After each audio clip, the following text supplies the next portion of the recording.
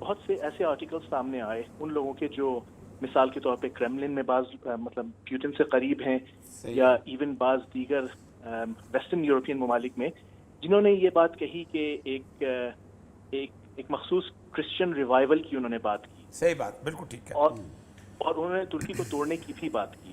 انہوں نے جی کہا کہ یہ مقبوضہ علاقہ ہے.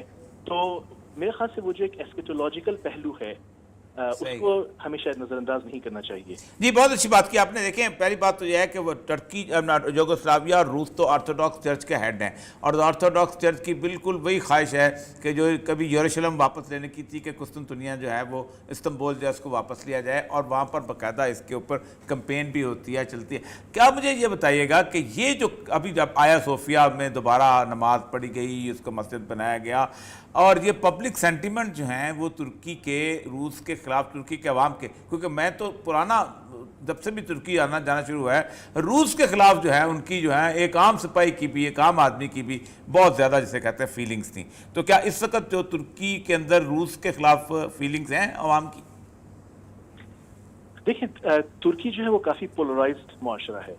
یہاں پہ آپ کو جب آپ آئیڈیولوجیکل اسپیکٹرم پہ دیکھیں تو آپ کو یعنی وہ لوگ ملیں گے، مثال کے طور پہ اگر آپ روس کی بات کریں تو یہاں پر آپ کو وہ لوگ بھی ملیں گے جو روس کے کافی حمایتی ہیں، وہ لوگ بھی مخالف ہیں. یعنی یہاں تک کہ ترکی کی فوج تک میں آپ کو وہ کیمپ ملے گا جس کا جھکاؤ روس کی طرف زیادہ ہے، وہ بھی ملے گا جس کا جھکاؤ امریکہ اور نیٹو کی طرف زیادہ ہے. جہاں تک رہی بات عوام کی، تو یہاں پہ ڈیپینڈ کرتا ہے کہ جو اسلامی سوچ والے ہیں ان کا اپنا ایک خیال ہے، اس میں بھی مزید یعنی تفریق ہے.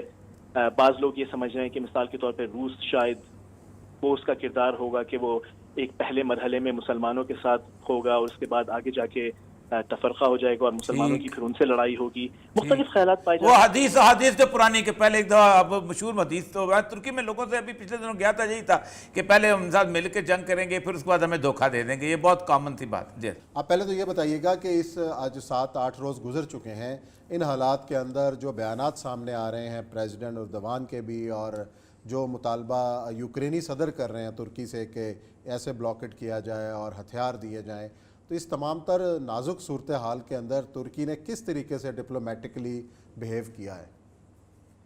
وعلیکم السلام. جی بہت شکریہ. دیکھیں ترکی کے لیے کافی پیچیدہ معاملہ ہے. اس کی ایک بنیادی وجہ یہ ہے کہ ترکی کے یوکرین اور روس دونوں کے ساتھ مفادات کافی گہرے ہیں مختلف شعبوں میں. مثال کے طور پہ اگر آپ دفاعی شعبے کی بات کریں یا انرجی شعبے کی بات کریں، اکنامک ریلیشنز کی بات کریں، تو کافی گہرے تعلقات ہیں دونوں کی طرف. تو ترکی کا وہ بیلنسنگ رول ہے. ترکی نے میڈیشن کی کوشش کی ہے کہ دونوں جو فریقین ہیں ان کو ساتھ بٹھایا جائے، ان کو بات کرائی جائے. اور ظاہر ہے ترکی کا یہاں پر ایک بنیادی اکنامک انٹرسٹ ہے کہ اس کے جو مفادات ہیں وہ متاثر نہ ہوں. تو اس صورت میں جہاں تک ہتھیار فراہم کرنے کی بات ہے تو یوکرین کو تو ترکی نے ڈرونز فراہم کیے ہیں، اور یوکرین کی طرف سے اس بات کی تصدیق بھی کی گئی ہے کہ روسی ٹینکوں کو اور دیگر جو ان کی ملٹری ہارڈ ویئر ہے اس کو نشانہ بنایا گیا ہے ترکی کے اسلحے کے ساتھ. لیکن اس کے ساتھ ساتھ ظاہر ہے ترکی کے جو تعلقات ہیں روس کے ساتھ، ان کو سامنے رکھتے ہوئے ترکی نے کہا ہے کہ جو مونٹرو اگریمنٹ ہے اس پہ عمل درآمد جاری ہے. آج ترکی کے وزیر خارجہ میولوت چاوشولو نے یہ کہا کہ ایک پوائنٹ یہ تھا جہاں پر روس کے کچھ جہاز وہ بوسفورس سے گزرنا چاہ رہے تھے، وہ جہاز نہیں تھے جو رجسٹرڈ ہوں بلیک سی کے اس ایریا میں جہاں پر یعنی ان کو ڈاک ہونا تھا. تو ترکی نے روس سے کہا کہ وہ اجازت کی جو درخواست ہے وہ واپس لے. تو روس نے واپس لے گیا، وہ جہاز وہاں سے نہیں گزرے.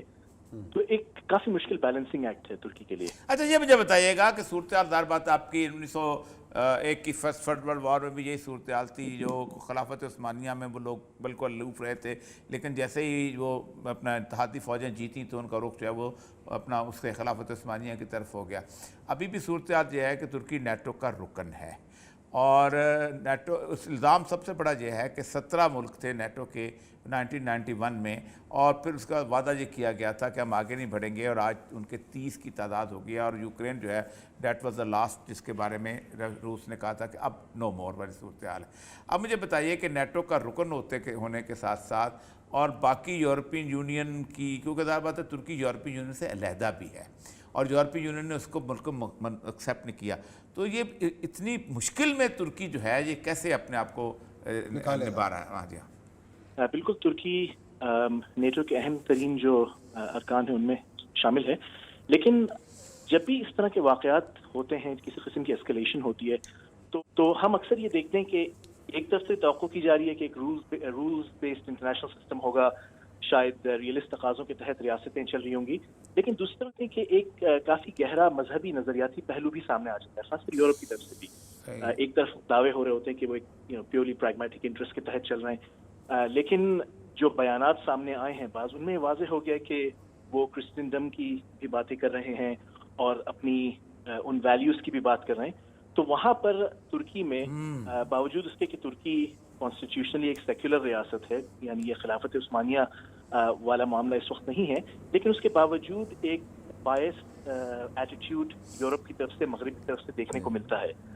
اگر آپ ترکی میں بات کریں کوریڈورز آف پاور میں لوگوں سے, تو پبلکلی ہو سکتا ہے ان کے بیانات کچھ اور ہوں, لیکن بیہائنڈ دا سینز وہ عموماً اس بات سے اتفاق کرتے ہیں کہ مسلمانوں کے خلاف ایک مخصوص رویہ مغرب میں پایا جاتا ہے, اور وہ باعث جو ہے وہ موجود ہے بہرحال, اور اس کا کردار ہے یو میں رکنیت نہ ملنے پر اور دیگر معاملات پر.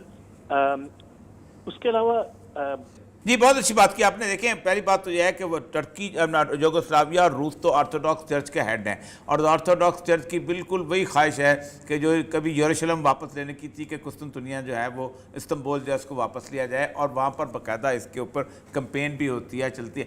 کیا مجھے یہ بتائیے گا کہ یہ جو ابھی جب آیا صوفیہ میں دوبارہ نماز پڑھی گئی, اس کو مسجد بنایا گیا, اور یہ پبلک سینٹیمنٹ جو ہیں وہ ترکی کے روس کے خلاف, ترکی کے عوام کے, کیونکہ میں تو پرانا جب سے بھی ترکی آنا جانا شروع ہوا ہے, روس کے خلاف جو ہے ان کی جو ہے ایک عام سپاہی کی بھی, ایک عام آدمی کی بھی بہت زیادہ جسے کہتے ہیں فیلنگز تھیں.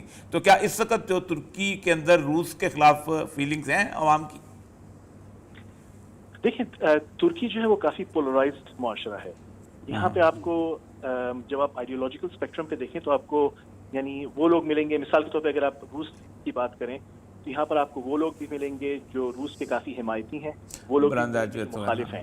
یعنی یہاں تک کہ ترکی کی فوج تک میں آپ کو وہ کیمپ ملے گا جس کا جھکاؤ روس کی طرف زیادہ ہے, وہ بھی ملے گا جس کا جھکاؤ امریکہ اور نیٹو کی طرف زیادہ ہے.